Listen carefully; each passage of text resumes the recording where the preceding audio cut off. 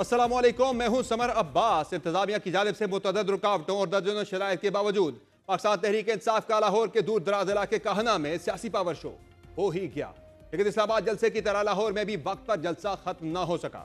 और अहम तरीन बात यह है कि इस जलसे से वो शख्सियत खिताब तक ना कर पाई इस पर सबकी निगाहें मरकूज थी।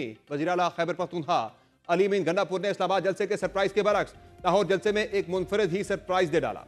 इस्लामाबाद जलसे में मुतनाज़िर तकरीर के बाद सबको वज़ीर आला खैबर पख्तूनख्वा अली मीन गंडापुर के लाहौर जलसे में खिताब का इंतजार था, लेकिन तकरीर तो दूर की बात, अली मीन गंडापुर जलसे में शरीक भी ना हो सके और लाहौर इंतजामिया ने 6 बजे का मुकर्रर वक्त गुजरने के बाद जलसे को खत्म करवा दिया। तहम इसके बावजूद भी वो जलसा खत्म होने के बाद ही जलसा गाह पहुंचे और बहुत मुख्तसर खिताब ही कर पाए, जिसमें उन्होंने एक बार फिर बानी PTI को जल्द रिहा करने का ऐलान कर दिया। इससे कबल अली मीन गंडापुर की एक वीडियो भी सामने आई थी, जिसमें वो मोटरवे पर काला शाह काकू के मुकाम पर बंदूक के बट मारकर गाड़ी के शीशे तोड़ते हुए दिखाई दिए।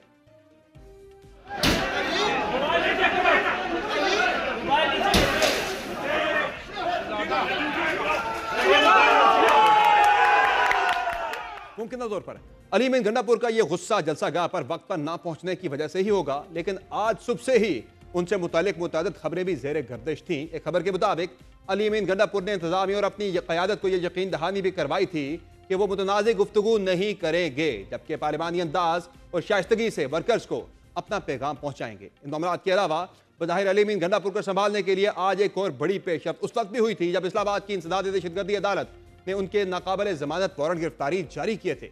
हम खुशकिस्मती से पिशावर हाई कोर्ट ने अली मीन गंडापुर को किसी भी मुकाम से 5 अक्टूबर तक गिरफ्तार करने से रोक रखा है। इससे कबल गुज़िश्ता रोज लाहौर इंतजामिया की जानिब से तहरीक इंसाफ को जारी किए गए जलसे के NOC में ये शर्त भी आयद की गई थी कि अली मीन गंडापुर इस्लामाबाद जलसे में की जाने वाली तकरीर पर लाहौर जलसे में मुआफ़ी मांगेंगे। ताहम उन्होंने बमुश्किल ही और जो मुख्तसर खिताब किया उसमें मुआफ़ी तो किसी सूरत नहीं मांगी, लेकिन एक तरफ अली मीन गंडापुर रास्ता खुलवाने के लिए जारहाना रद्द अमल देते दिखे, तो दूसरी जानिब लाहौर जलसे में PTI के मुनासिब और पुरजोश इज्तिमा के बावजूद पार्टी ने मुदामत के बजाय मुफाहमती मौक़िफ़ अपनाया। चेयरमैन PTI बैरिस्टर गौहर ने इदारों के नाम पैगाम में अनाज छोड़ने और रास्ते निकालने का मौक़िफ़ अपनाया। आजाद अदलिया के लिए कोशिश करेंगे। हम बताना चाह रहे पाकिस्तान में जमहूरियत के सिवा कुछ नहीं चलेगा। अब मजीद रास्ते बंद ना करो, रास्ता निकालो। अगर ईगो को नहीं जोड़ेंगे तो मुल्क तबाह हो जाएगा। इदारे को इदारे से नहीं लड़ाना, आजाद अदलिया के सिवा कुछ कबूल नहीं है। जबकि पंजाब और वफाकी हुकूमत ने जलसे को नाकाम और NRO लेने की कोशिश करार दिया। जलसे का और पिछले जलसे का एक ही मकसद है, NRO लेने की कोशिश की जा रही है। इस तरह तो NRO नहीं मिलेगा आपको। तो ये जो नाकामी है ये इनकी खुल के सामने आ चुकी है। तो ये लोगों को ढो ढो के लाया जा रहा है कि वो जलसे में शिरकत करें। अली मीन गंडापुर साहब ये बड़के मार के फ्लॉप जलसा करने से बेहतर था। 2 दफा आपको नाकामी हो चुकी है। मैं अफसोस के साथ कहता हूं कि आपने जितनी बड़ी बड़ी बातें की थी वो वही बात है हमेशा कि खुदा पहाड़ निकला चूहा वो भी मरा हुआ। लाहौर के अवाम का हाथ जोड़कर शुक्रिया अदा करना चाहती हूँ कि उन्होंने फितना फसाद इंतशार को रिजेक्ट किया है। ऑन अ सेफ साइड 300 बंदे मैं अपने तरफ से डाल देती हूँ। टोटल 3000 बंदा पूरे पंजाब से इस जलसे के अंदर मौजूद है। PTI को सपोर्ट करने के लिए पंजाब के गयूर अवाम तैयार नहीं है। आज ये मैं कह सकती हूँ कि पंजाब से PTI का खात्मा हो गया। तहरीक इंसाफ का लाहौर का जलसा वाकईतन एक नाकाम पावर शो था, या पाकिस्तान तहरीक इंसाफ एक कामयाब जलसा करने में आज कामयाब हुई है। इसी पर मजीद बात करेंगे पाकिस्तान तहरीक इंसाफ के मरकजी सेक्रेटरी तलात रऊफ हसन साहब प्रोग्राम में हमारे साथ मौजूद है, और हम बात करेंगे उससे पहले हसन रजा साहब से जो कि ब्यूरो चीफ है दुनिया न्यूज़ के लाहौर में। हसन रजा साहब, आज आप खुद भी जलसे में मौजूद थे, आपने कवर किया जलसा। कैसा जलसा था तहरीक इंसाफ का पावर शो? बुखारी साहब तो कह रही है कोई 3000 मैक्सिमम 3300 लोग थे। आपने क्या वहाँ पे देखा? वाकईतन ये नाकाम जलसा था या कामयाब जलसा था? और तकरीबन कितने लोग थे जलसे के अंदर? जो इंटेलिजेंस की रिपोर्ट्स भी आती हैं स्पेशल ब्रांच की, कितने लोग बताए गए हैं?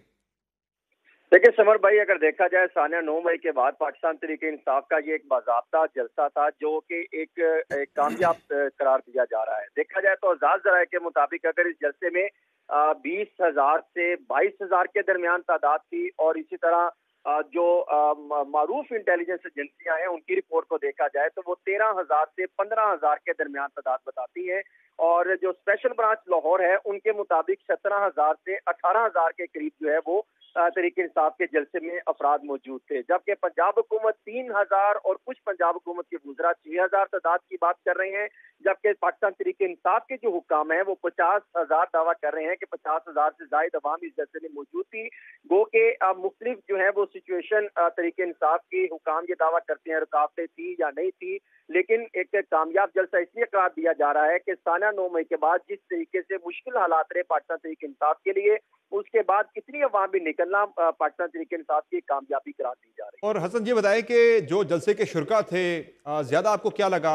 ज़ाहिर है आप भी कई लोगों को जानते भी हैं या फिर ज़ुबान से भी पता लग जाता है, लोगों की कल्चर से भी। ज़्यादा लोग जो है जलसे के शुरका के वो लाहौर से थे या दीगर अजला से भी लोग इस जलसे में शरीक हुए थे पंजाब के? देखिए, अगर देखा जाए तो फिरोजपुर रोड समन भाई, वहां पर एक बड़ी तादाद मैंने देखी जो कि काफिलों की सूरत में इस जलसे में शिरकत कर रही थी। यूं कहा जाए तो 50 से 60% के करीब जो आवाम थी उसका ताल्लुक लाहौर से था, और बाकी कुछ कसूर, शेखुपुरा और इन जगहों से जरूर आवाम पहुंची है, कुछ सियालकोट से काफिले पहुंचे हैं, वो अफराद मौजूद थे। ये कहना कि सिर्फ सारी लाहौर की थी ये भी मुनासिब नहीं है, लेकिन 50% से जायद का ताल्लुक तो लाहौर से था। जो वहाँ पे दीगर खासतौर पे काना भी एक बहुत बड़ी जो है वहाँ पर तादाद है, और यहाँ पर शहबाज शरीफ का हल्का था, और यहाँ पर शहबाज शरीफ को जो आपके सामने है क्या पोजीशन रही थी, इनको काफी टफ मुकाबला रहा और ये पोजीशन हार गए थे। और रुकावटें थी या इजी एक्सेस थी जलसागाह तक? देखिए, शाम 6 बजे से पहले किसी किस्म की कोई रुकावट लाहौर में मौजूद नहीं थी, तमाम रास्ते खुले हुए थे, लेकिन 6 बजे जरूर पंजाब पुलिस की जानिब से कंटेनर खड़े किए गए, मुख्तलिफ मकामात को बंद किया गया, वो भी 1 घंटे के बाद दोबारा उन्होंने तकरीबन 8 बजे के करीब बहाल कर दी। ठीक हो गया, बहुत शुक्रिया हसन रजा, आपने अपडेट किया लाहौर के जलसे के हवाले से। चूंकि मुतज़ाद दावे सामने आ रहे हैं, पाकिस्तान तहरीक इंसाफ 50,000 का क्राउड क्लेम कर रही है, जबकि जो पंजाब हुकूमत है नून लीग की वो ये दावा कर रही है कि 3,300 से ज़ायद लोग नहीं थे जलसे के अंदर। रऊफ हसन साहब, शुक्रिया आपने ज्वाइन किया प्रोग्राम में। ये बताएं कि जलसा तो आज का आपका हो गया, एक इससे मुनासिब क्राउड जो है कहा जा रहा है कि जलसे के अंदर था, लेकिन ज़ाहिर है वो पहले वाली बात नहीं है तहरीक इंसाफ के जिस तरह के जलसे लाहौर के अंदर हुआ करते थे। बावजूद इसके कि आज रुकावटें भी उस तरह से नहीं थी जिस तरह से इस्लामाबाद के संगजानी के जलसे में खड़ी की गई थी। आप समझते हैं कि ये कामयाबी तहरीक इंसाफ की 20-22 हज़ार बंदा पंजाब के अंदर इकट्ठा करें ना, पहला आपका बड़ा पावर शो था लाहौर के अंदर? Thank you summer. देखिए, ये कामयाब तरीन जलसा था गिवन द सर्कमस्टांसेस जिसके अंदर ये जलसा होल्ड किया गया, और जो रुकावटें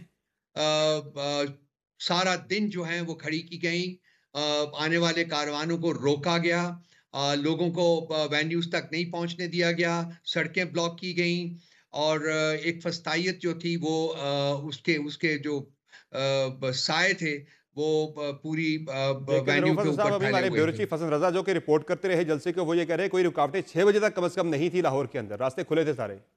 ये एक अलग बात है कि जलसागाह थोड़ी सी दूर थी शहर से।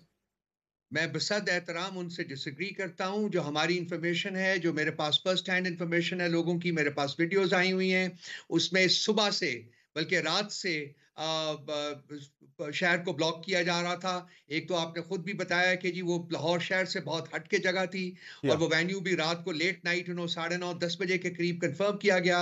उसके बाद हमारे जो लोग वहां पहुंच रहे थे, जो वहां स्टेज वगैरह लगाना चाहते थे, उनके रास्ते में रुकावटें खड़ी की गई, जो साउंड सिस्टम लगाना चाहते थे उनके रास्ते में रुकावटें खड़ी की गई। तो ये हम काउंटलेस किस्म की चीजें देखिए। समझ बेसिकली बात ये है कि अगर ये पीटीआई से खौफजदा नहीं है ये हुकूमत, ये फस्ताई हुकूमत, ये फॉर्म 47 की हुकूमत, तो फिर ये क्यों नहीं हमें खुला हाथ देते कि हम पूरे मुल्क में एक किसी भी और पॉलिटिकल पार्टी की तरह पीसफुल पॉलिटिकल गैदरिंग्स कर सकें। तो आज आपका जो है कि ये रात आज जो आपका जलसा है लटकाए रहते हैं, ये बिल्कुल आपकी बात से मैं एग्री करता हूं कि आपको इजाजत ताखीर से मिली, और वो भी एक आपको एक सर्टेन टाइम दिया गया कि 3 से 6 के दरमियान आपने जलसा करना और 6 बजे वाइंड अप करना है। 6 बजे वाइंड अप ना होने पर लाइटें बंद कर दी गई जलसा गाह की। लेकिन तहरीक इंसाफ की जो मुकामी इंतजामिया है, आपके जो मुकामी क़यादत है, उसने लिख कर ये इंतजामिया के साथ एग्री किया था कि हम 6 बजे जलसा खत्म कर देंगे, फिर लिख कर क्यों देते हैं? आपका पॉइंट है समर, मैं कंसीड करता हूं कि आपका पॉइंट है, लेकिन जिन सर्कमस्टांसेस में हमें परमिशंस मिल रही हैं उसमें हमारे पास ऑप्शन नहीं है कोई भी। वो कहते हैं जी कि ये हमारी कंडीशनैलिटीज हैं, इसमें 43 उन्होंने शराइत अपनी जो मेरे पास ये मौजूद है इसमें 43 शराइत जो हैं वो लगाई गई हैं और इंतहाई बेहुदा किस्म की कुछ शराइत हैं। तो उस वक़्त हम क्या कहते हैं कि जी हम आपकी ये आपसे ये एनओसी नहीं लेना चाहते इन शराइत के ऊपर, तो उसके बाद फिर हमारा जलसा करने का जो चांस था वो रह जाता। तो मेक हम सेंस। चाहते हैं कि हम पॉलिटिकल एक्टिविटी जो है, पॉलिटिकल जो मोबिलाइजेशन है, ये प्रोसेस हमने शुरू किया है, इसको हम कंटिन्यू करना चाहते हैं। तो आप देखेंगे कि वक़्त के साथ-साथ आज जिस जिस पैशन और जिस कमिटमेंट के साथ लोग आए हैं, आने वाले वक़्तों में आप देखेंगे कि इससे भी ज़्यादा पैशन होगा, इससे भी ज़्यादा कमिटमेंट होगी क्या और लाहौर क्या पीटीआई क्या का अली मीन हाँ, गंडापुर लाहौर के हवाले से पीटीआई जो का शराइत रहेगा। रखी गई थी कि वो जलसे में पहुंचकर माफ़ी मांगेंगे इस्लामाबाद के जलसे में इस्तेमाल की जाने वाली ज़ुबान के ऊपर, तो क्या माफ़ी मांगनी थी उनके प्लान में था, या फिर एक खबर ये भी आ रही है कि अली मीन गंडापुर ने ये यकीन दहानी करवाई थी कि ऐसी कोई मुतनाज़ बात वो नहीं करेंगे लाहौर के जलसे के अंदर, ऐसा था कुछ? अगर ऐसा नहीं, अगर अगर उसको आने देते, मलियमन गंडापुर साहब को पहुंचने देते वहां, उसके रास्ते की रुकावटें देख लीजिए। अगर आपके कॉरेस्पॉन्डेंट फरमा रहे थे कि कुछ नहीं था, उसके रास्ते की रुकावटें देखिए, कितनी रुकावटें वो अबूर करके वहां पहुंचा है। देखिए, अली अमीन गंडापुर साहब ने किसी किस्म की कोई यकीन दहानी किसी को नहीं करवाई। वो निकले हैं, पिशावर से उन्होंने आना था और भी जो लोग थे वो केपी के मुख्तलिफ इलाकों से आ रहे थे, तो वो ही left Peshawar as early as ही पॉसिबली कुड। पर और वो ये जल्दी 6 भी तो बजे की आ जो सकते कैद थे। लगाई हुई थी वो ये उससे सारी थोड़ा सा लेट हो गए, रुकावटें जिस तरह लेकिन से हसन रजा ने भी बताया कि 6 बजे के बाद ये रुकावटें खड़ी की गई हैं, बैरिस्टर गौहर भी तो नहीं, केपी से ही आके पहुंचे हैं, वो तो पहुंच गए थे, तो वो टाइम पे अगर निकलते तो टाइम नहीं पे पहुंच भी सकते थे। वो केपी से नहीं आए, वो इस्लामाबाद से गए थे। तो गंडापुर साहब भी पिशावर इस्लामाबाद से से ही आना, गुजर के केपी से जाता आना है रास्ता, के जो पेशावर से आप आते हैं लाहौर, तो इस्लामाबाद से गुजर के ही रास्ता जाता है सर, लाहौर का। इस्लामाबाद में और पिशावर से और केपी के दूसरे इलाकों से आने में फ़र्क ये है कि तकरीबन 1.5 से 200 किलोमीटर जो है वो ज़्यादा फासला तय करना पड़ता है उन काफ़िलों को जो कि केपी या केपी के सही हो गया। मुख्तलिफ शहरों से आते हैं। सो ये मैं आपको तो यकीन के साथ ये कह सकता हूँ कि ये जो जलसा हुआ है ये और बहुत से इससे भी बड़े सही। जलसों जो है तो उनका पेश तो ख़ैमा रोफर साबित साहब, होगा कोई आने वाले कोई दिनों में। कोई यकीन दहानी गंडापुर साहब ने करवाई थी कि वो कोई ऐसी जुबान या मुतनाज़ बात नहीं करेंगे लाहौर जलसे के अंदर? ऐसी कोई यकीन दहानी नहीं कराई गई थी किसी को भी, ना किसी ने हमसे यकीन दहानी मांगी थी, ना हमने कराई थी। ये कंडीशन जो थी, आप जो कह रहे हैं, मेरे पास जो ये एनओसी है, इसमें ये कंडीशन भी शामिल नहीं है जो आप फरमा रहे हैं। ये कोई खबर एक पहले सुबह आई पहले थी, मैं उस कल खबर के रात को ऊपर आपसे वजाहत मांग रहा हूँ। कल रात को और आज सुबह ये स्पेकुलेशन होती रही थी, लेकिन जो मेरे पास एनओसी है उसमें ये शर्त बिल्कुल शामिल नहीं और है। मुआफ़ी का और प्लान भी नहीं माफी था। किस चीज के ऊपर मांगनी है? माफी किस चीज के ऊपर मांगनी थी? माफी किस चीज के ऊपर मांगनी थी साईं? इस्लामाबाद के वो जलसे कोई के चीज अंदर वो कह ऐसी रहे हैं नहीं जो थी जो ज़ुबान कि आपने उन्होंने की इस्तेमाल थी, की वो लेकिन मुतनाज़ थी, उस पर वो कह रहे हैं मुआफ़ी मांगनी। देखिए, मैं आप जी, जी। एक बात मैं आपको और बता दूं, उन्होंने जाने से पहले कुछ शहरियों से वहां जो इकट्ठे हुए थे उनसे खिताब भी किया है, छोटा सा एक शॉर्ट सा, और उन्होंने कहा है कि कल वो आराम से अपनी जी हाँ, तकरीर जो है जो उन्होंने यहाँ कहनी थी, वो तकरीर कल वो फॉर्मली ब्रॉडकास्ट करेंगे। तो सही हो आप गया, देख लीजिएगा कि उस तकरीर में क्या माफी मांगी गई है या क्या लोगों को कहा गया है। सही हो गया। लेकिन मैं एक नोट जो है वो यहाँ आपके प्रोग्राम की वसातत से, आपकी वसातत से I would like to communicate कि देखिए, एक पॉलिटिकल पार्टीज का रास्ता, पॉलिटिकल पार्टी का रास्ता नहीं रोकना चाहिए। अगर हमारी जो पीसफुल पॉलिटिकल एक्सरसाइज है, पॉलिटिकल जो एक्टिविटी है, उसको जारी रहने दें और इसी तरीके से जो रियासत के मामलात हैं वो आगे चलते हैं, इसी तरीके से रेकन्सिलिएशन नहीं, के प्रोसेस जो हैं वो शुरू होते हैं। आज तो तहरीक इंसाफ भी जी। काफ़ी जो है वो कोऑपरेटिव दिखाई दी है इस जलसे के अंदर, ऐसी कोई मुतनाज़ बात नहीं की गई, कोई मुतनाज़ तकरीर नहीं हुई, बल्कि जो है वो रास्ते बनाने की बात की गई है रियासत के साथ जो है। बिल्कुल सही है जी। मैं तो आपको पता है कि बहुत बड़ा डिवोटेड बिलीवर हूँ डायलॉग में, आपके प्रोग्राम में भी मैं बसा औकात कह चुका हूँ। मैं बिल्कुल इस लाइन से एग्री करता हूँ। हमें रास्ते बनाने हैं, हमें डायलॉग शुरू करना है, और ये जो है वक्त गुजरने के साथ साथ एस्टैब्लिशमेंट और पीटीआई में डायलॉग जो है वो ज्यादा नागजीर होता जा रहा है। रियासत के इंटरेस्ट के लिए, रियासत के लोगों के इंटरेस्ट के लिए, पाकिस्तान के मुस्तकबिल के लिए बहुत अहम है और कि पाकिस्तान जल्द तहरीक से इंसाफ के जल्द इंटरेस्ट के लिए भी, वो भी ऐड कर देना सर साथ। सब पॉलिटिकल, देखिए पॉलिटिकल पूरी डेमोक्रेसी के लिए, जमहूरियत के लिए, मुल्क में जमहूरियत की बका के लिए, आइन की बका के लिए, मुल्क को एक सर पुरअमन तहरीक इंसाफ तरीके का से भी ऐड आगे कर देना बढ़ाने बीच के में। लिए ये अशद जरूर है, सर तहरीक अशद इंसाफ का जरूरी नाम भी है। ऐड कर देना बीच में कि तहरीक इंसाफ के लिए भी अशद ज़रूरत है इसकी। मैंने कहा है आपको, तमाम पॉलिटिकल पार्टीज के लिए, जमहूरियत की बका के लिए, आइन की बका के लिए, जो ज्यादा इंपॉर्टेंट है, अच्छा क्योंकि सर, तमाम पॉलिटिकल जो अगला एक्टिविटी लाएमल होती क्या है है? वो आइन रोफजन साहब, आज का जलसा तो आइन आपका की हो गया, बेसिस के ऊपर होती है। अगला लाएमल क्या है पाकिस्तान तहरीक इंसाफ का? कैसे आगे बढ़ेंगे और तहरीक को कैसे आगे लेकर चलेंगे? अगला जलसा कहाँ पे हो रहा है, कब हो रहा है और नेक्स्ट एक्शन प्लान क्या है? आपको 1-2 दिन में शेड्यूल जो है अगले जलसों का आ जाएगा, लेकिन हम केपी में करना चाह रहे हैं, पंजाब में करना चाह रहे हैं और सिंध में करना चाह रहे हैं। तो ये सही। तमाम जगहों के ऊपर आपके पास शेड्यूल जो है 2-3 दिनों में आपके पास पहुंच जाएगा। सर, आपकी मौजूदगी का फ़ायदा उठाते हुए ये जो तरमीम का मामला है उसमें आपकी नंबर गेम तो फिर से इफेक्ट हो गई है। कल जो कौमी असम्बली में नंबर गेम जारी की गई है उसमें तो पाकिस्तान तहरीक इंसाफ के अरकान को सुन्नी इत्तेहाद कौंसिल के अरकान गिना गया है। तो ये तो अभी भी जो वो जो 8 जजेस की वजाहत आई थी उस वजाहत पर बाय द वे आज एक और वजाहत चीफ जस्टिस से मांग ली है रजिस्ट्रार से। ये मामला तो आपका गंभीर होता चला जा रहा है। देखिए, इंतहाई अफसोस का मकाम है, इंतहाई तकलीफ का मकाम है कि इस वक्त रियासत के अदारों को रियासत के अदारों से लड़ाने की कोशिश की जा रही है। Speaker of the national assembly का जो लेटर है address to chairman of election commission of Pakistan, वो कंटेम्प्ट ऑफ कोर्ट के जुमरे में आता है सही है। और वो पार्लियामेंट को जुडिशरी के सामने खड़ा करने की एक इंतहाई ठीक बदनुमा शक्ल है, बदनुमा एफर्ट है। स्ट्रॉन्ग प्रोटेस्ट किया है इसके ऊपर और आज ठीक है। आपने देखा होगा कि हमने रीट्रेट किया है कि हम जुडिशरी के साथ खड़े थे, खड़े हैं और खड़े रहेंगे। ठीक है। हम हर कदम के ऊपर ये जो अमेंडमेंट्स लाना चाह रहे हैं इसको हम रेजिस्ट ठीक करेंगे, है, इसको हम नहीं बहुत मानेंगे। शुक्रिया रऊफ हसन साहब, आपने प्रोग्राम में अपना कीमती वक्त के नाज़रीन प्राइम में मुख्तसर ब्रेक लेके ब्रेक से वापस आएंगे, बात करेंगे कि जो अहम कानूनी मामलात के ऊपर एक सर जंग चल रही है पार्लियामेंट की अदलिया के साथ, अदलिया के अंदर भी एक सर जंग शुरू हो चुकी है, उस पर बात भी होगी और जलसे के हवाले से भी बात करेंगे। ब्रेक के बाद बैरिस्टर शकील मलिक साहब से हमारे साथ रहेंगे।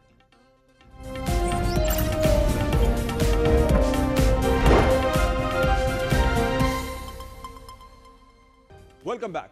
जहां सियासी मामलात पर हुकूमत को चैलेंज दरपेश है, वहां कानूनी मामलात पर भी हुकूमत बज़ाहिर आज खुद एक के बाद एक नए तनाज़े को जन्म दे रही है। गुज़िश्ता रोज भी हुकूमत ने कुछ ऐसा ही किया जब चीफ जस्टिस के इख्तियारात को मजीद ताकत देने और अदलिया में मुबैना तौर पर तकसीम को मजीद हवा देने के लिए एक ऑर्डिनेंस जारी किया गया, जिसने हुकूमत के उन इरादों को मजीद नुमाया कर दिया जिसके तहत तालिबान की बारादस्ती के नाम पर अदालती अमल दखल को मजीद महदूद किए जाने का इम्कान है। दिलचस्प तौर पर हुकूमत के इन इक़दाम की हिमायत के तौर पर चीफ जस्टिस काजी फैज ईसा ने भी इस अमल पर लब्बैक कहा, जिसके मुतालिक माजी बईद नहीं बल्कि माजी करीब में वो सख्त रिमार्क्स दे चुके हैं। गुज़िश्ता रोज जब हुकूमत ने प्रैक्टिस एंड प्रोसीजर ऑर्डिनेंस जारी किया तो उसके चंद घंटों बाद ही चीफ जस्टिस काजी फैज ईसा ने उसी ऑर्डिनेंस का सहारा लेते हुए बेंचेस की तश्कील और इंसानी हकूक से मुतालिक केसेस सुनने के लिए बनने वाली कमेटी की असर नो तश्कील की और उसमें से जस्टिस मुनीब अख्तर को निकालकर जस्टिस ज़मीनुद्दीन खान को शामिल कर लिया।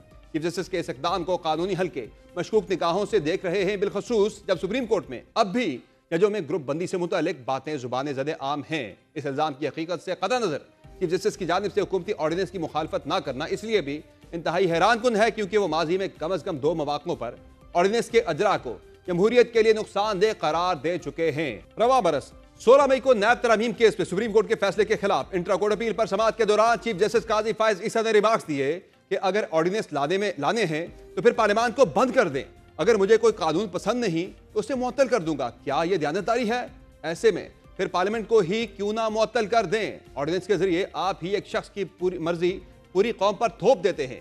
क्या ऐसा करना जमहूरियत के खिलाफ नहीं? इसके बाद अगले माह ही 20 जून को सुप्रीम कोर्ट में इलेक्शन ट्रिब्यूनल्स की तश्कील के खिलाफ इलेक्शन कमीशन की अपील पर समाअत के दौरान चीफ जस्टिस काजी फैज ईसा ने रिमार्क्स दिए कि अगर ऑर्डिनेंस से काम चलाना है तो पार्लियामान को बंद कर दें।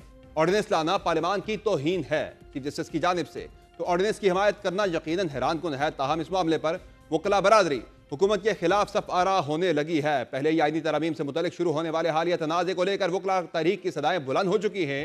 दूसरी जानिब इस ऑर्डिनेंस ने जल्दी पर मजीद तेल का काम कर दिया है। सुप्रीम कोर्ट बार एसोसिएशन ने भी प्रैक्टिस एंड प्रोसीजर सदारती ऑर्डिनेंस पर अफसोस का इजहार कर दिया है। सुप्रीम कोर्ट बार एसोसिएशन का कहना है कि सदारती ऑर्डिनेंस वकला बरादरी की तवील जद्दोजहद से इनहराफ है।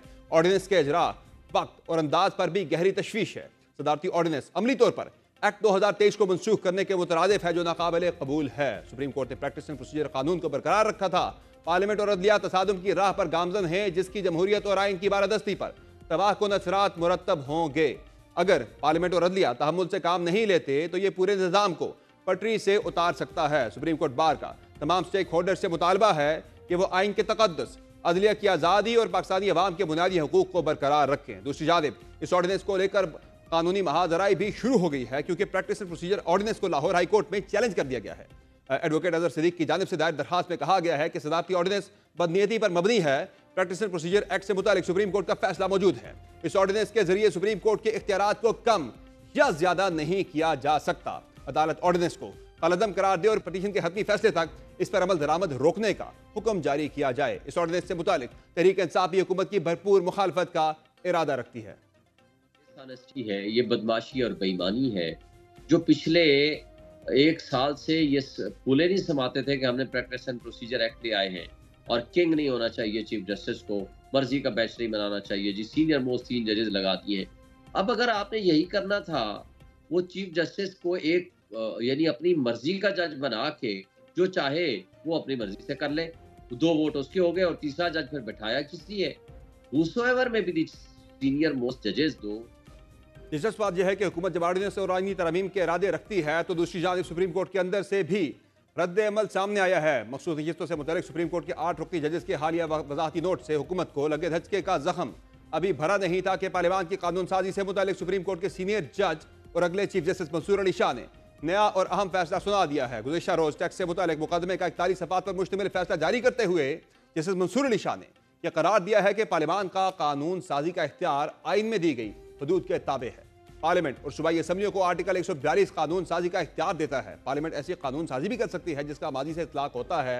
कवानीन के माजी से इतलाक होना आइन से मशरूत है। लफ्ज़ आइन से मशरूत का मतलब है कानून साजी आइन में दी गई हदूद के मुताबिक ही मुमकिन है। फैसले में कहा गया है कि आइन पार्लियामान पर पाबंदी आयद करता है कि आर्टिकल 9 से 28 में दिए गए हकूक खत्म नहीं किए जा सकते, जबकि सिविल हकूक को माजी से लागू करने का पार्लियामान और सूबाई असम्बलियों को इख्तियार नहीं। कानून के माजी से इतलाक से फरीकैन को के हकूक मुतासिर हो सकते हैं। शहरियों को मौजूदा कवानीन का इल्म होता है जिसके मुताबिक वो अपने अमूर अंजाम देते हैं। मुस्तकबिल में अगर कोई कानून बने तो उसका माजी के इक़दाम पर इतलाक कैसे मुमकिन है? हुक्म के मुताबिक अदालत माजी में करार दे चुकी है कि कानून में तरमीम या कानून खत्म करना एक ही जैसा है। कोई भी तरमीम दरअसल किसी न किसी अंदाज में कानून या किसी शिक का खात्मा ही होता है। सो माजी से इतलाक सिर्फ उन्हीं कवानीन का मुमकिन है जो पहले से दिए गए हकूक को ख़त्म ना करे। इसके अलावा अब से कुछ देर कबल ही एक अहम तरीन पेशरफ्त हुई जिससे सुप्रीम कोर्ट में बज़ाहिर सर जंग को मजीद तक़वियत देने का तासुर दे दिया है, क्योंकि चीफ जस्टिस काजी फायज ईसा ने जस्टिस मंसूर अली शाह समेत 8 जजों पर मुश्तमिल मखसूस नशिस्तों से मुतल्लिक फैसला सुनाने और फिर उस फैसले पर 14 सितंबर को जारी वजाहती नोट पर वजाहत तलब कर ली है। चीफ जस्टिस ने सुप्रीम कोर्ट रजिस्ट्रार से 9 सवालात के जवाब मांग लिए हैं, जिनमें यह पूछा गया है कि इलेक्शन कमीशन और तहरीक इंसाफ ने वजाहत की दरखास्त कब दायर की। दूसरा सवाल यह पूछा गया है कि तहरीक इंसाफ और इलेक्शन कमीशन की दरखास्त पर प्रैक्टिस एंड प्रोसीजर कमेटी में क्यों नहीं भेजी गई। तीसरा सवाल यह है कि मुतफर्रिक दरखास्त का लिस्ट के बगैर कैसे फिक्स हुई। क्या रजिस्ट्रार ऑफिस ने मुतल्लिका फरीकैन और अटॉर्नी जनरल को नोटिस जारी किया। पांचवा सवाल है कि किस कमरा अदालत या चैम्बर में दरखास्तों को सुना गया। छठा सवाल यह है कि दरखास्तों पर फैसला सुनाने के लिए काज लिस्ट क्यों जारी नहीं की गई। सातवां सवाल ऑर्डर को सुनाने के लिए कमरा अदालत में फिक्स क्यों ना किया गया। ओरिजिनल फाइल और ऑर्डर सुप्रीम कोर्ट रजिस्ट्रार के ऑफिस में जमा हुए बगैर ऑर्डर कैसे अपलोड हुआ, यह था 8वां सवाल। जबकि 9वें सवाल में पूछा गया है कि ऑर्डर को सुप्रीम कोर्ट वेबसाइट पर अपलोड करने का ऑर्डर किसने दिया। इन तमाम मामलात पर तफसीली गुफ्तगू करेंगे। प्रोग्राम में हमें ज्वाइन किया है वज़ीर-ए-आज़म के मुशीर बैरिस्टर अकील मलिक ने, लेकिन पहले हम उनसे आज के पाकिस्तान तहरीक इंसाफ के लाहौर के जलसे पर बात करेंगे, उनकी मौजूदगी का फ़ायदा उठाते हुए। बैरिस्टर अकील मलिक साहब, बहुत शुक्रिया आपने ज्वाइन किया प्रोग्राम में। ये बताएं कि जलसा था पाकिस्तान तहरीक इंसाफ का लाहौर के अंदर, आप तो कहते हैं पॉपुलर नहीं है। अज़मा बुहारी ने पूरी एक वो रिपोर्ट कार्ड जारी कर दिया कि किसी के साथ 20 किसी के साथ 30, तो फिर इतनी परेशानी इतनी फिक्र किस बात की है कि रास्ते भी बंद होते हैं, उन्हें एनओसी भी बड़ा देर से जाके मिलता है। अगर इतना ही आपको तहरीक इंसाफ की पॉपुलैरिटी का डर नहीं है तो फिर खुलेआम जलसा करने दें आप उन्हें। समर साहब बहुत बहुत शुक्रिया। देखें, ज़ाहिरी बात है आज रिपोर्ट कार्ड जो पेश की है वो इनके नाम नहाद जितने भी लीडरान थे वो तमाम लोग जितने लोगों को साथ लेके गए, और जलसा फ्लॉप शो था, एक नाकामी थी जो कि डू और डाई सिचुएशन का तो बताया गया था, लेकिन ये मेरे ख्याल से टोटल पार्टी की ही डेथ की सिचुएशन थी और डू और डाई में तो कोई ऐसी कोई बात नहीं थी। यहाँ पे देखें सबसे इम्पॉर्टेंट जो बात है समर साहब वो ये है कि लोगों को मोबिलाइज़ नहीं कर सके। लोगों का इशू है हमें बेहतर सर्विसेज दी जाएं, बेहतर इंफ्रास्ट्रक्चर दिया जाए, बेहतर हेल्थ फैसिलिटीज़ दी जाएं। इन तमाम चीज़ों जो रियल इशूज़ हैं, जो आवाम के इशूज़ हैं, हम उस पर काम कर रहे हैं। और बिलखुसूस आपने देखा कि सीएम साहिबा के जितने भी इनिशिएटिव्स हैं अभी तक, उसमें अवाम को रिलीफ फराहम करना, अवाम के इश्यूज पे बात करना, तो अवाम शकील को भाई साहब, सुकून अगर पहुंचाना, ये मुकम्मल तमाम डेथ तर वो थी, चीज़ें। तो फिर आप उन्हें एक्सपोज करते, लाइटें बुझा देना, ये क्या तरीक़ाकार है? किसी भी जलसे के वाले से ऐसा कभी नहीं हुआ करता था माजी के अंदर भी। अभी एक हफ्ता पहले ही मौलाना फजलुर रहमान साहब ने इसी लाहौर के अंदर मीनार पाकिस्तान पर जलसा किया है, जो कि रात उनकी स्पीच जाके मौलाना साहब की तकरीबन 12:30 बजे जाके ख़त्म हुई है, 12:30 पौने 1 बजे। उनके हवाले से तो कोई रुकावट नहीं थी। तहरीक इंसाफ के लिए सब कुछ है, जिसका आप कह रहे हैं कि वो ख़त्म हो के सब कुछ फारिग हो गया, वो बिल्कुल आप कह रहे हैं कि डेथ है उनकी। लेकिन समर साहब, बात यह है कि बिल्कुल मौलाना साहब ने किया, और पाकिस्तान की हिस्ट्री में सबसे बड़ा जो कह लें मजहबी तौर पे जो बैठक थी या सियासी हवाले से कह लें, तो उनका एक मतलब एक अपना मकाम है। यहाँ पे तो लीडर ही कोई नहीं है इनकी पार्टी के, इनके ऐसे लोग हैं वहाँ पे चढ़ के जो बातें की उन्होंने कहा नाउज़ुबिल्लाह। देख के ये मैं आली हमजा की बड़ा लीडर है, ऑर्गेनाइजर ज्यादा देर तक टाइम दे, जो ऑर्गेनाइजर हैं इस जलसे की, सबसे पॉपुलर पार्टी आप देखें कौन सी इस वक्त? क्या पॉपुलर? उन्होंने कहा कि नाउज़ुबिल्लाह, मैं तो वो लफ्ज़ दोहराना नहीं चाहता, उन्होंने कहा अल्लाह के बाद अगर हुक्म चलेगा किसी का तो वो 804 का चलेगा। मतलब ये क्या मैसेज और क्या पैगाम दे रहे हैं? अली अमीन गंडापुर साहब पहुंच नहीं सके वक्त पे, वक्त का तयन था, 43 नुकात थे, उन 43 नुकात में बेशतर तो उन्होंने, अच्छी बात है, पहली दफ़ा अच्छी रवायत भी कायम की कि उन्होंने वो काफ़ी ज़्यादा कंप्लीट भी किए। लेकिन उसके साथ सबसे इंटरेस्टिंग और इम्पॉर्टेंट बात ये है समर साहब, मुझे आप बताएं, आपने ना तो इंतज़ामिया को इंगेज किया, ना इंतज़ामिया से बात की। आप जो कह रहे हैं कि लास्ट मोमेंट पे उनको मिली, पहले तो दरखास्तें नहीं दी। अदालत ने कहा कि आपने दरखास्तें नहीं दी जलसे के लिए, तो किस तरह हम एंटरटेन कर लें? अदालत का ऑर्डर है, ऑन रिकॉर्ड है। उसके बाद दरखास्त आई, जलसे की इजाज़त दे दी गई, हमारी तरफ से कोई रुकावट नहीं, ना कंटेनर थे, एक दिन ना पहले रोड आपने बंद जलसे थे। की इजाजत दी है तो 21 का तो ये कब से, हम तो एक दिन पहले क्या, हम आधा दिन पहले भी अगर दे दें, इन्होंने तो सबसे पहले अनाउंस किया हुआ था। इन्होंने कहा था 21 को होगा, चाहे किसी का बाप रोक ले, चाहे कोई कुछ कर ले, हम जलसा करके दिखाएंगे। और जो 5-7 हज़ार बंदे आए, वो आपने भी देखा पंडाल कितना कोई भरा। एक तो आपने बिल्कुल लाहौर के जो है ना बहरी कोने पे जाके आपने उन्हें जलसे की इजाज़त दी, कहना में जाके, बिल्कुल वो लाहौर का बहरी किनारा बनता है। मीनार पाकिस्तान पे आप मौलाना फजलुर रहमान को इजाज़त दे देते, बाकी किसी और जमात का वहाँ पे हक नहीं है जलसा करने का। नहीं, कि वो आपकी मुखालिफ जमात है। देखें, एक तो लाहौरियों की जो रोज़मर्रा की ज़िंदगी है उसे मफलूज करना, ये एक पहले नहीं हो रही थी जब JUI का जलसा था, तहिया कर लिया है हुकूमत ने कि कतन किसी इंतशारी टोले को, किसी ऐसी जमात को जो कि मुल्क मुखालिफ हो, जो अवाम के इशूज़ पे बात ना करे, जो सिर्फ अपना बयानिया, अपना मंजन बेचने के लिए वो स्याह सबाक से हट के जिस तरह वो चीज़ें क्यूरेट करते हैं। जलसे में जो आज ये तमाम ये जो आज लाहौर के जलसे में जो शुरका थे, ये कौन है? देखें, ये पाकिस्तान की अवाम नहीं है क्या? पाकिस्तान की अवाम है, किसी दूसरे मुल्क से आए, ये पाकिस्तान के दुश्मन है क्या? कतर नहीं, ये एक बिल्कुल पाकिस्तानी अवाम है। पाकिस्तानी पाकिस्तान, हमने तो कभी नहीं कहा कि इनके साथ लोग नहीं है, इनके साथ लोग हैं, लेकिन जो गिने चुने रह चुके हैं, जो शायद एक जहनी तौर पे मफलूज हैं, जो इनकी एक अंधी फॉलोइंग है, वो जिस हिसाब से ये पेंट करते हैं वो पिक्चर उस तरह नहीं है। और आज उस जलसे ने, आप मुंह बोलता सबूत है आज का जलसा कि अवाम अब इनके साथ नहीं है। अवाम घरों में बैठ के इनका मजाक और इनका शुगल जो लगाया हुआ था आज, वो तमाम तर बड़के मार के जिस तरह कहा कि मैं लाहौर आऊँगा, मैं बैंड बाजे बारात के साथ आऊँगा, किधर गया वो? आज तो वो खुद नहीं पहुँच सके, आज तो उन्होंने कोई तकरीर और तो गए, वो जलसा तक तो पहुंच गए, लेकिन ज़ाहिर है लोग जा चुके थे तब। जाहिर बात है, लोगों ने तो लाइटें जाना बंद था, कर दी थी, लोग बिजली आपने बंद कर दी थी, लाइटें, बिजली जो टाइम था, जो होने देते, अगर लोग उनके साथ नहीं है, आपने बिजली काट के तो फिर सारा दिन समर साहब लगे रहे कि जलसा होगा, ये होगा, वो होगा। जो टाइम है, आपने इंतजामिया को आधा घंटा, पौना घंटा, नो प्रॉब्लम, आप आधा पौना घंटा अंडरस्टैंडेबल, इंतजामिया को कहें कि जी हमारा नहीं खत्म हो सकता, 1 घंटे की हमें तोसी दे दी जाए इस वक्त में। वो भी एंगेज नहीं किया ना इंतजामिया को, दे देनी थी, हम तो दे देते आधा पौना घंटा।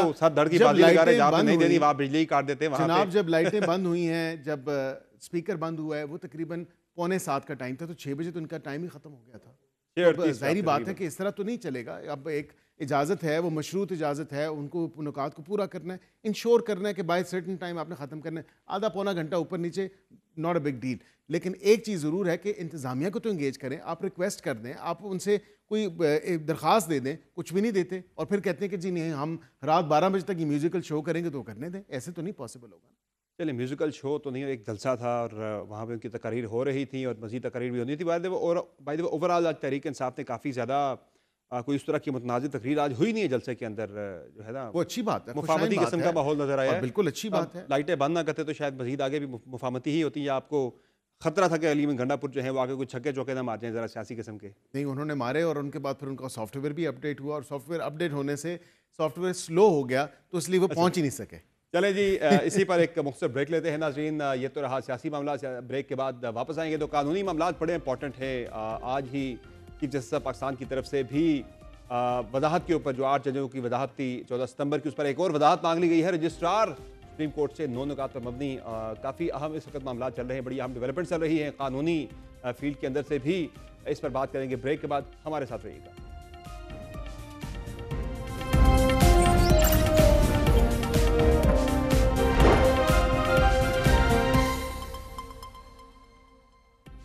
वेलकम नाज़रीन। एक आईनी तरमीम के मामले पर इस वक्त अदलिया और कानूना जो है वो आमने सामने दिखाई दे रही हैं और अब अदलिया के अंदर भी एक सर जंग जो है शुरू होती हुई नज़र आ रही है। आज इस तरह से चीफ जस्टिस ऑफ पाकिस्तान ने 14 सितंबर के 8 जजेस की वजाहत के ऊपर 9 नुकात पर मबनी एक वजाहत तलब की है रजिस्ट्रार सुप्रीम कोर्ट से। ये बड़ा अहम मामला है। बात करेंगे, अकील मलिक साहब आशा मौजूद हैं।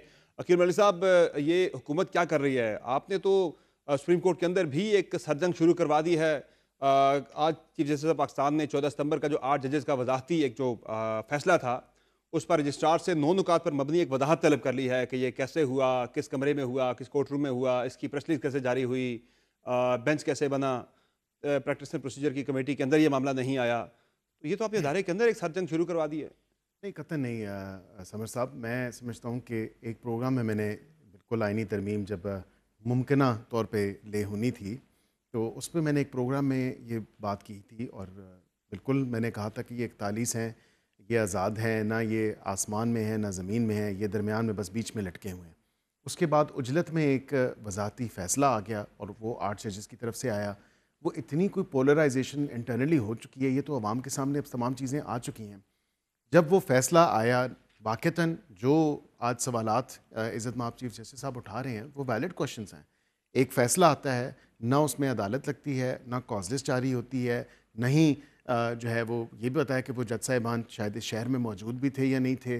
उसके अलावा वो बेंच कैसे बन गया। एक दफ़ा उन्होंने वजाती, चले ठीक है, वजाती फ़ैसला आ जाता है, उस वजाती फ़ैसले में बिल्कुल कुछ भी नहीं ये देखा गया कि कॉज लिस्ट है, हफ्ता है, हम किसी को नोटिस जारी करें, फ्री कैन को बुलाएं अपने पास, या जो भी दीगर उसके तमाम तर साथ वजाहत मांगी गई थी, वो वजाहत दे दी गई। लेकिन वो वजाहत कैसे दी गई, वो बिल्कुल एन उस टाइम पे क्यों दी गई जब ऐसा लग रहा था कि ये आईनी तरमीम जो है वो टाइमिंग पे सवाल उसकी ज़रूर बनता है। उस वक्त भी हमने उठाया था कि ऐसे वक्त पे कि जब आईनी तरमीम अगले दिन आनी है, तहरीक इंसाफ के 41 बंदों पे हुकूमत रिलाई कर रही है जो कि इंडिपेंडेंट तस्वर किए जाते हैं, तो उसी वक्त फिर उनको तहरीक इंसाफ का डिक्लेयर किया जाना, एक सवाल तो उठा था उसकी टाइमिंग के ऊपर। और वो भी सर्टिफिकेट बांट दिया गया। मतलब एक बड़ी इंटरेस्टिंग सी बात यह कि सुप्रीम कोर्ट का काम सर्टिफिकेट बांटना नहीं है, ये इलेक्शन कमीशन ऑफ पाकिस्तान का काम है कि वो किसी भी सियासी शख्सियत की वाबस्तगी या पॉलिटिकल पार्टी से रिलेटेड जो चीज़ें हैं, या किसी का बयान हल्फी या किसी को कहना कि आप इस सियासी जमात से हैं या आप इस सियासी जमात के साथ रजिस्टर्ड हैं, तो ये तमाम तर चीज़ जो है वो इलेक्शन कमीशन का डोमेन है, ये सुप्रीम कोर्ट का काम नहीं है, ये पार्लियामान का काम नहीं है।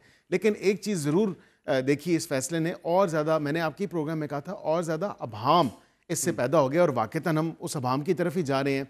अब यहाँ पे इन सवालों का जवाब तो देना पड़ेगा जो डिप्टी रजिस्ट्रार ने पूछे रजिस्ट्रार साहब से, और अब चीफ जस्टिस साहब ने भी उसकी वजाहत मांग ली, और वजाहत तो आनी चाहिए। ये कैसे मुमकिन है कि एक इदारे के सरबराह को ही नहीं पता और ये तमाम तर ऐसी चीज़ें और डिक्लेरेशन दे दी गई कि एक तरफ हमने देखा कि 39 को डिक्लेयर किया गया कि ये पीटीआई ऐसे हैं, फिर कहा गया नहीं, ये 41 जो है वजाती फैसले में, ये 41 जो है इनके आप बयान अल्फियाँ जमा करें और इनको पीटीआई का डिक्लेयर करें। और ये वही डिक्लेरेशन ही थी या यही वजाहत ही थी कि जिसको देखकर हुकूमत ने एक मुसम्मम इरादा कर लिया कि अब तो कुछ भी हो जाए, आईनी तरमीम तो आनी अब हर सूरत में। वो तो वैसे भी आनी है, देखिए, रास्ते में रुकावट खड़ी करनी वैसे भी आनी है, है, इस हवाले से नहीं, वो तो वैसे भी आनी है कि नंबर गेम्स हैं, जहाँ पे इन प्रिंसिपल हमारी एक एग्रीमेंट हुआ था मौलाना साहब के साथ, अरबी भी है ये, उस पर कोई दो राय नहीं है कि इस कॉन्स्टिट्यूशनल कोर्ट्स के हवाले से या लॉ रिफॉर्म्स या लीगल रिफॉर्म्स के हवाले से हम एग्री करते हैं। एक तमाम तर जितनी भी सियासी जमातें हैं, इवन कि अपोजिशन साइड पे भी, वो इत्तेफाक करते हैं। इसके जो मोडालिटीज़ हैं उनको तय किया जा सकता है, उस पर कोई ना कोई रिजर्वेशन हो सकती है या इम्प्रूवमेंट के लिए रूम हो सकता है। लेकिन यहाँ पे ये चीज़ जो है, एक इदारे ने अब अपने अंदर ही ऐसी चीज़ें शुरू कर दी हैं, एक वजाहत दे के उससे ज़्यादा अभाम पैदा कर दिया। अब हमारे लिए भी देखें, स्पीकर साहब का जो ख़त है, अब ये इलेक्शन कमीशन का इम्तहान है। इलेक्शन कमीशन क्या आइन और कानून के साथ खड़ी है, या इलेक्शन कमीशन किसी ऑर्डर के साथ खड़ी है, या लाइक्स और डिसलाइक्स के साथ खड़ी है? अब इलेक्शन कमीशन ने देखना है कि स्पीकर साहब का जो एक खत है, लाइक्स डिसलाइक्स का कल्चर तो हर जगह चल रहा है ना, आपके लिए ज्यादा ही इस इदारे में आपके लिए ज्यादा भी है ही ना, चल रहा है। हुकूमत भी तो यही कर रही है ना। नहीं, हुकूमत आप भी तो यही कर रहे हैं कि लाइक्स डिसलाइक के चक्कर में आपने कल प्रैक्टिस एंड प्रोसीजर कानून के अंदर आपने तरमीम की, वो कानून के जिसके तहत आपने उस वक्त अप्रैल 2023 में उस वक्त के चीफ जस्टिस उमर अता बंदयाल साहब, चूंकि आपको वो पसंद नहीं थे, आपने उनकी पावर्स को कर्टेल करने के लिए आपने एक 3 रुकनी कमेटी बना दी। आज मौजूदा चीफ जस्टिस जो है वो शायद आपको पसंद है, आपने उनको मजीद एम्पावर कर दिया, और इस कमेटी के अंदर एक जज जो है जस्टिस मुनीब अख्तर साहब शायद आपको पसंद नहीं थे, उनका पता कटवा दिया गया। नहीं, ये देखें बिल्कुल आप लाइकिंग डिसलाइकिंग की बात कर रहे हैं, तो मैं कह रहा हूं एक तासुर ये भी उभर रहा है कि ये सब ये कुछ बताएं इसीलिए हो कि रहा है। मुनीब उसी- अख्तर साहब कितनी दफ़ा जो है वो यहाँ पे मौजूद थे। अब जहाँ पे बेंच ही कॉन्स्टिट्यूट नहीं हो सकते, लोगों के जो कॉमन मैन का प्रॉब्लम है उसके केसों की सुनवाई नहीं हो रही, खा वो फौजदारी केस हो, खा वो सिविल केस हो, खा वो फैमिली केस हो, खा वो अपील्स हो, खा वो रिव्यूज़ हो। ये तो एक इशू बन चुका है कि जब केस की फिक्सेशन ही नहीं होती। आइडियली जब तो केस ये की भी हो सकता fixation ही था नहीं कि है, आइडियली तो ये भी हो सकता था कि टॉप 3 में से अगर कोई दस्तयाब नहीं है तो वेरी नेक्स्ट जो है और वो उसमें ये आ बात जाए है, कमेटी के उनको अंदर, राइट है जो उस वेरी कानून नेक्स्ट में। सीनियर जो है वो आ जाए।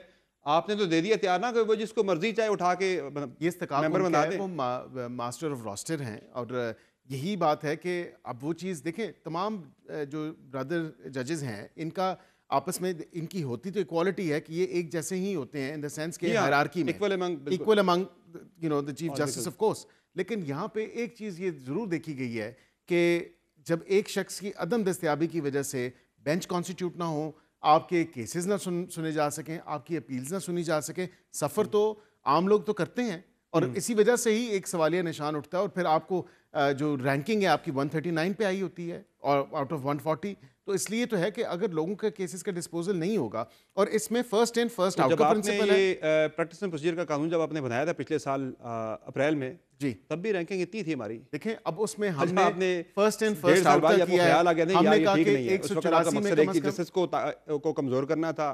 आज नहीं, कतई नहीं, हमारी ना इंटेंशन थी, आपका मकसद बिल्कुल भी नहीं। हम इसमें भी देखें, हम कह रहे हैं कि ट्रांसक्रिप्ट होने चाहिए, रिकॉर्डेड होनी चाहिए तमाम तर प्रोसीडिंग्स, और वो आवाम के सामने होनी चाहिए जो प्रोसीडिंग्स हुई अदालत के अंदर। दूसरी चीज़, फर्स्ट इन फर्स्ट आउट, ये नहीं है कि 20 साल पहले किसी की अपील पेंडिंग 20 साल से पड़ी हुई है तो वो सुनी ना जाए, और सियासी नीयत का केस है या आइन की तशरीह का केस है वो जो है महीनों में या दिनों में जो है उसको निपटा दिया जाए। ऐसे भी पॉसिबल नहीं है।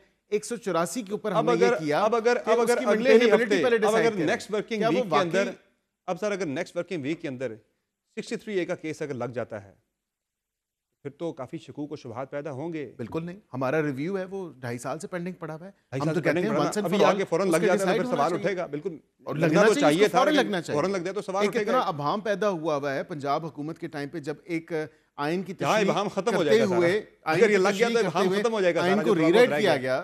इस तरह के अभाम रहना चाहिए। मैं समझता हूँ 63A की भी लगना चाहिए रिव्यू। उसके बाद दीगर जो रिव्यू हैं इंपॉर्टेंट हैं, जो पब्लिक इंपॉर्टेंस के रिव्यूज हैं वो भी लगने चाहिए। लोगों की बेंच जो बनाए जाएं, क्रिमिनल बेंच बनाया जाए, सिविल बेंच बनाया जाए, फैमिली बेंच बनाया जाए, सर्विस मैटर्स का बेंच बनाया जाए, ताकि वो बेंच सुने और सियासी जमातें या सियासी लोग ये ना कहें कि लार्जर बेंच बना दिया जाए, फुल कोर्ट बैठा दिया जाए, उससे और कुछ भी नहीं हो रहा, सफ़र कॉमन मैन ही कर रहा है। वैसे आपकी आईनी तरमीम के लिए अब पहले मौलाना पे तक किया था, मौलाना ने आपको जो है नहीं लिफ्ट करवाई आईनी तरमीम के मामले पर, उन्होंने ना भी नहीं कहा। अभी हम एक ब्रॉडर कंसेंसस बिल्ड कर रहे हैं और आप देखेंगे कि हम बड़े पुरुमीद हैं, हमारी वर्किंग बिल्कुल जारी है। कह रहे हैं कि उनकी जो मशरूत जो ना थी वो तकरीबन मशरूत थी, आप कह रहे हैं कि मुकम्मल ना नहीं थी, मशरूत हमने निकाल दी उस मुसव्वदे में से, वर्किंग पेपर में। कौन-कौन से निकाल दिए हैं? देखें, एक जो था मसलन मैं आपको बता देता हूँ, एक वाक़तन किसी के कोई हकूक सलबी का मामला नहीं था। आर्टिकल 8 में जो आर्टिकल 8 वो किसी के फंडामेंटल राइट्स को सलब नहीं किया जा रहा था।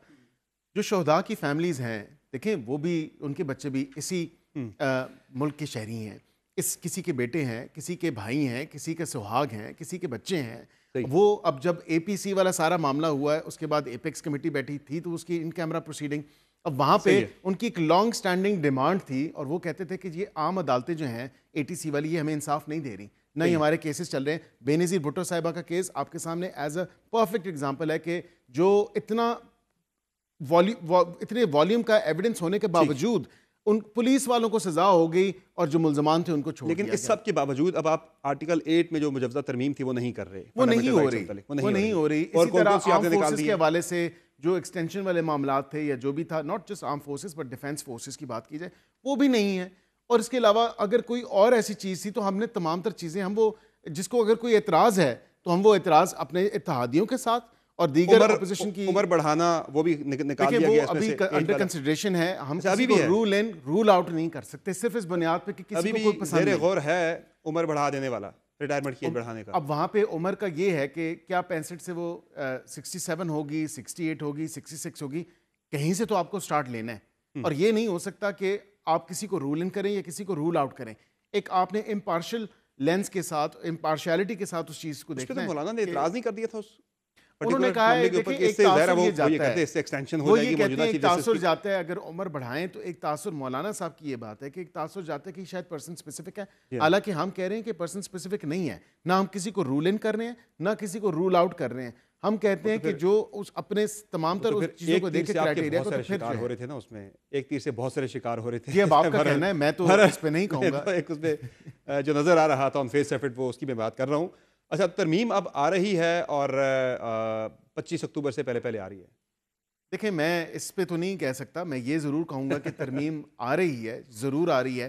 डेट या टाइमलाइन देना वो जब तक, क्योंकि अभी हमारी जो बार काउंसिल्स हैं, बार एसोसिएशंस हैं, पूरे जो लीगली 25 अक्टूबर की अहमियत है, मैं इस पे अगर 25 अक्टूबर से पहले पहले आ रही है, मैं समझता हूँ कि वक्त की ज़रूरत है लीगल रिफॉर्म्स, चाहे वो 25 से पहले हैं, 25 के बाद हैं, चले मैं इसको होंगे ज़रूर। सिंप्लीफाई कर देता हूँ। आज 21 सितंबर है, महीने के अंदर अंदर आ रही है आईनी तरमीम।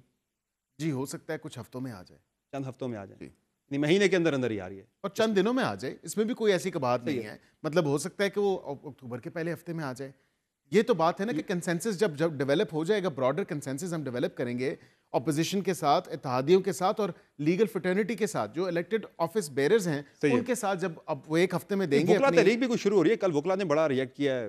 देखिए, ये वकील मैं खुद भी वकील हूँ, और समर साहब, अब मैं आपको ये बताऊँ कि जो ड्यूली इलेक्टेड ऑफिस बेयरर्स हैं वो हुकूमत के साथ खड़े हैं और वो अपनी तजवीज़ 7 दिन के अंदर देंगे।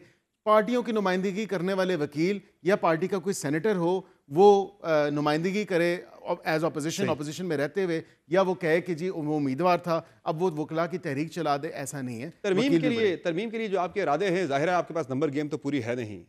जिन पाकिस्तान तहरीक इंसाफ के अरकान के ऊपर अभी भी आप तकिया किए बैठे हैं कि वो इंडिपेंडेंट तसव्वुर हो जाए, इंडिपेंडेंट करार दे दिए जाएँ और उसके बाद फिर मखसूस नशिस्तें भी आपको मिल जाए, फिर आपकी नंबर गेम जो है वो 2/3 तक पहुँच जाए, उसमें आपको एक बड़ा सेटबैक मैं समझता हूँ। कल जो मंसूर अली शाह साहब का फैसला था, जो उनका टैक्स मैटर्स के हवाले से उनका एक उन्होंने फैसला दिया, जिसमें उन्होंने कहा कि जो फंडामेंटल राइट से मुतल्लिक़ जो है मौसर बामाजी, यानी कि रेट्रोस्पेक्टिव तरमीम आप नहीं कर सकते। आपने वो फैसला आपकी नज़र से गुजरा होगा, तो इसमें तो फिर आपका जो इलेक्शन एक्ट पे जो आपने तरमीम रिसेंटली की है, जिसमें आपने उसका मौसर बामाजी आपने इतलाक़ किया, तो वो तो फिर गैर मौसर हो जाएगा ना। फिर देखें, कानून और आईन में वाज़े दर्ज है कि आप कोई भी फौजदारी मुकदमात या फौजदारी केसेस के हवाले से रेट्रोस्पेक्टिवली नहीं उसका इतलाक़ कर सकते, लेकिन बाकी चीज़ों में कर सकते हैं। सुप्रीम कोर्ट की अपनी जजमेंट है 2005 SCMR, और उसके अलावा मुलालिसिस केस है गालबन, if I am not pronouncing it correctly. तो एक दो और केसेस हैं जिसके ऊपर ये लेजिस्लेटिव कॉम्पिटेंस के ऊपर कहा है कि बिल्कुल पार्लियामेंट सुप्रीम है, पार्लियामेंट ही लेजिस्लेटिव इख्तियार रखता है, लेजिस्लेशन करने का इख्तियार रखता है और रेट्रोस्पेक्टिवली भी कर सकता है। और कोई जजमेंट जो है, और कोई जजमेंट भी जो है वो भी उसका भी जो है वो उस पर इतलाक नहीं होगा। पर उन्होंने खास कोई सर्कमस्टांसेस बताए मंसूर अली शाह साहब ने, किसी के फंडामेंटल राइट्स अगर उससे मुतासर हो रहे हो तो फिर आप नहीं कर सकते रेट्रोस्पेक्टिव। देखिए, अब वो किसके फंडामेंटल राइट्स हो रहे हैं, किसी के फंडामेंटल राइट्स सल्ब तो नहीं हो रहे ना। और ये अगर नजरिया ज़रूरत के तहत कह लिया जाए या कंप्लीट जस्टिस के हवाले से कह दिया जाए तो फिर फाइनली जनाब ये बताएं कि बिलावल भुट्टो जरदारी साहब आपके इत्तेहादी हैं, तरमीम के मामले में बड़े मुतहर्रिक नजर आए और अभी नजर आ रहे हैं कंसेंसस पैदा करने के लिए। वो ये कह रहे हैं कि मंसूर अली शाह साहब ही अगले चीफ जस्टिस होंगे।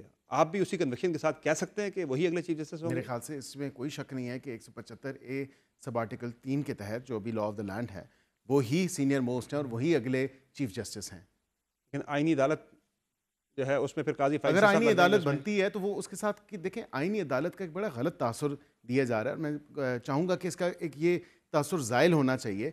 आईनी अदालत पैरेलल काम करेगी, ये नहीं कि कॉन्स्टिट्यूशनल कोर्ट जो है वो सुप्रीम कोर्ट के ऊपर बैठाई जा रही ऊपर है, नहीं वो होगी, इन पैरेलल ज़ाहिर है। होगी। सारे आईनी मामलात निकल जाएंगे जब, तो फिर सुप्रीम कोर्ट तो फिर सिर्फ दीवानी और फौजदारी मुकदमात या फैमिली मैटर से सुनेगी ना फिर। तो अच्छी बात नहीं है, लोगों का बर्डन कम हो, कम से कम लोगों की सुनवाई हो, लोगों को रिलीफ मिले। और आईनी अदालत के जो चीफ जस्टिस हैं वो जिस तरह आप एज 68 उसकी मुकर्रर कर रहे हैं, तो वो तो फिर लग रहा है ऑटोमेटिकली काजी फाइज ईसा साहब ही बन जाएंगे आईनी अदालत के चीफ नहीं, जस्टिस। मैं कतन ये नहीं कहूंगा कि मैं एक वही इम्कान की बनेंगे, बात कर रहा हूं। कोई और बन सकते हैं। अच्छा, मतलब जो लेकिन उस चांस ज्यादा यही क्राइटेरिया होगा के कि ऊपर वो- आए, इसीलिए तो कह रहा हूँ ये पर्सन स्पेसिफिक नहीं है। उस क्राइटेरिया पे जो पूरा उतरेगा वो अंडर कंसिडरेशन होगा। बहुत शुक्रिया अकील मलिक साहब, आपने प्रोग्राम में अपना कीमती वक्त दिया। नाज़रीन, आपने गुफ्तगू मुलाहिज़ा की मुशीर कानून इंसाफ अकील मलिक साहब की, जिनका कहना है कि आईनी तरमीम अब बहुत जल्द आएगी, ये अगले चंद हफ्तों या अयाम के अंदर भी आ सकती है। आज के प्रोग्राम में इतना ही, इजाज़त दीजिए, अल्लाह हाफ़िज़।